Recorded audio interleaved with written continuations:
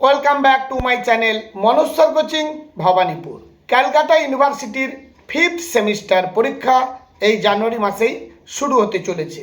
তাই যে সমস্ত ছাত্রছাত্রী বেঙ্গলি জেনারেল ডিএসই A2 সাবজেক্টটি রেখেছ তাদের জন্য এই ভিডিওতে আমি 10 মার্ক এবং 5 মার্কের কিছু প্রশ্ন আলোচনা করছি।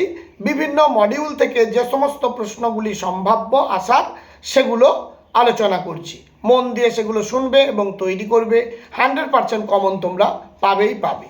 মডিউল 1 থেকে যেগুলো তোমরা পড়বে, 1 নম্বর, সজারুর কাঁটা কাহিনীর নামকরণ কতখানি সার্থক হয়েছে আলোচনা করো। 2 নম্বর, সজারুর কাঁটা উপন্যাসে দেবাশিস ও দীপার বিবাহিত জীবন ও তার পরিণতির পরিচয় দাও। 3 নম্বর প্রশ্ন, সজারুর কাঁটা উপন্যাসে দেবাশিস চরিত্রটির গুরুত্ব আলোচনা করো। পরের প্রশ্ন 4 নম্বর, এই কাহিনীতে ব্যোমকেশ আছে, রহস্য আছে, খুন জখম আছে, রহস্যভেদ আছে, তবু এটা রহস্য কাহিনী বলতে দ্বিধার কারণটি কাহিনী অবলম্বনে বিচার করো। পরের প্রশ্ন, নৃপতি লাহা কে, তার বাড়ির সান্ধ্যকালীন আড্ডার পরিচয় দাও। প্রশ্নটি খুবই ইম্পর্ট্যান্ট। পরবর্তী প্রশ্ন, প্রতিহিংসা চরিতার্থ করতে মানুষ কতটা ক্ষতিকারক হয় তার প্রমাণ সজারুর কাঁটা উপন্যাসের প্রবাল চরিত্রে পাওয়া যায়। প্রবাল এই প্রতিহিংসা চরিতার্থ করতে কি কি পথ অবলম্বন করেছে। এই 6টি প্রশ্ন তৈরি করলে মডিউল 1 থেকে তোমরা কমন পাবেই।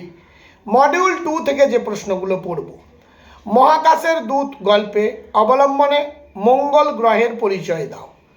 2 নম্বর, হিপনোজেন শব্দের অর্থ কি, গল্পে হিপনোটাইজ কেউ হয়েছিল কিনা কাহিনী অবলম্বনে বিবৃত করো। পরের প্রশ্ন, আমার এই 66 বছরের জীবনে পৃথিবীর অনেক জায়গা থেকে অনেক রকম নেমন্তন্ন পেয়েছি, কিন্তু এবারেরটা একেবারে অভিনব। উদ্ধৃতাংশটির বক্তাকে, কোন গল্পের অংশ এটি, এবারের নেমন্তন্নের অভিনবত্বের কারণ আলোচনা করো। পরের প্রশ্ন, প্রফেসর শঙ্কুর কোন দুটি পাঠ্য কাহিনীতে মৃতদেহে প্রাণ সঞ্চারের প্রসঙ্গ রয়েছে, কিশোর মনের উপযোগী আকর্ষণীয় উপাদান এই কাহিনী দুটিতে কতখানি আছে আলোচনা করো।